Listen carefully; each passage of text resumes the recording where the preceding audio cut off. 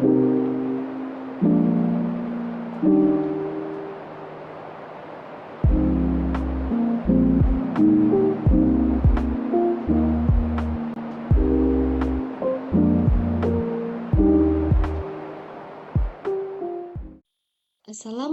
warahmatullahi wabarakatuh. Salve, Om Swastiastu, Namo Buddhaya, dan salam kebajikan.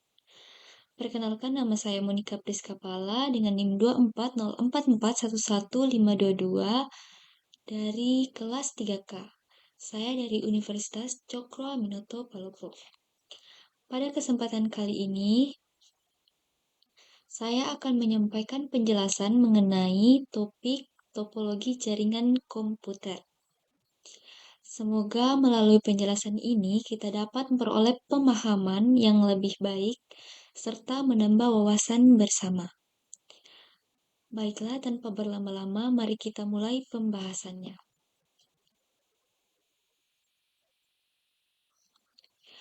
Latar belakang pada materi ini yaitu jaringan komputer sangat penting. Hampir di setiap perusahaan ada jaringan komputer untuk memperlancar arus informasi. Lalu ada internet. Internet adalah jaringan komputer raksasa yang saling terhubung dan dapat berinteraksi karena perkembangan teknologi jaringan yang pesat. Rumusan masalah. Apa saja yang termasuk ke dalam jenis topologi jaringan? Apa saja kelebihan dan kekurangan topologi jaringan?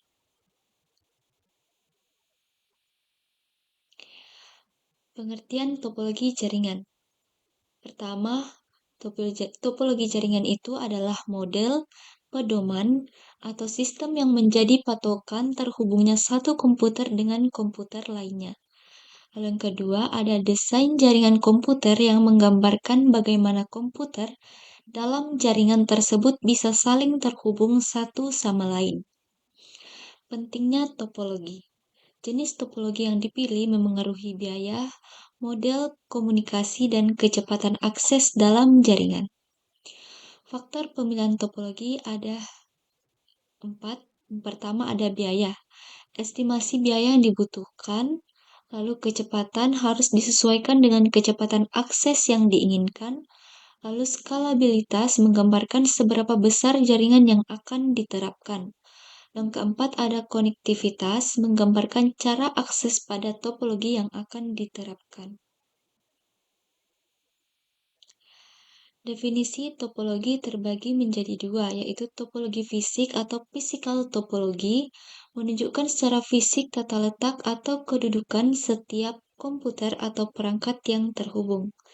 Lalu yang kedua ada topologi logik atau logical topologi, menggambarkan cara akses yang digunakan oleh setiap komputer atau perangkat yang terhubung ke dalam jaringan. Contoh topologi logik yaitu topologi broadcast. Host mengirimkan paket data ke seluruh host dalam jaringan. Lalu ada topologi token passing, mengatur pengiriman data pada host melalui media jaringan. Jenis-jenis topologi yang pertama ada topologi bus. Di sini sendiri sudah ada contoh gambar dari topologi bus. Jadi topologi bus itu menggunakan satu kabel koaksial bus atau backbone yang dibentangkan. Kelebihannya itu hemat kabel, instalasi mudah, dan kerusakan satu klien tidak memengaruhi komunikasi klien yang lain. Kekurangan, jika kabel utama rusak, seluruh jaringan lumpuh, sering terjadi data collision atau tabrakan data. Lalu ada topologi ring, bentuknya melingkar seperti cincin, di mana setiap komputer terhubung pada cincin tersebut. Kelebihannya menggunakan mekanisme token passing untuk mengontrol akses pengiriman data. Kekurangannya, kerusakan pada satu node atau kabel dapat mengganggu seluruh jaringan. Topologi star. Semua komputer terhubung ke alat pusat atau konsentrator, hub, atau switch yang menjadi pengendali utama. Kelebihannya mudah mengisolasi kerusakan. Jika kabel satu node rusak, hanya itu yang terpengaruh. Lalu pengelolaannya mudah. Kekurangannya, jika perangkat pusat rusak, seluruh jaringan mati. Lalu boros penggunaan kabel. Topologi mesh, setiap perangkat terhubung secara langsung ke perangkat lainnya atau dedicated links. Dapat berupa full mesh atau partial mesh. Kelebihannya keandalan tinggi atau adanya jalur alternatif, keamanan data tinggi, dan dapat berkomunikasi langsung ke tujuan. Kekurangannya biaya instalasi dan kerumitan pengkabelan sangat tinggi, membutuhkan banyak I or O port. Lalu ada topologi tree. Topologi tree itu merupakan pengembangan dari topologi bus. Satu kabel utama bercabang cocok untuk jaringan skala besar. Kelebihannya yaitu membagi jaringan menjadi bagian yang lebih mudah diatur, mampu menjangkau jarak yang lebih jauh dengan fungsi repeater pada hub.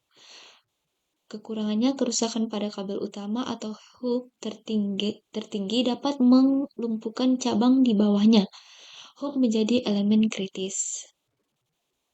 Lalu ada topologi hybrid, gabungan antara dua atau lebih topologi yang berbeda, misalnya gabungan star dan ring. Kelebihannya itu fleksibel, skalabilitas tinggi, mudah penambahan koneksi. Lalu kekurangannya kompleksitas desain, instalasi, dan manajemen sulit. Biaya penggunaannya sangat banyak.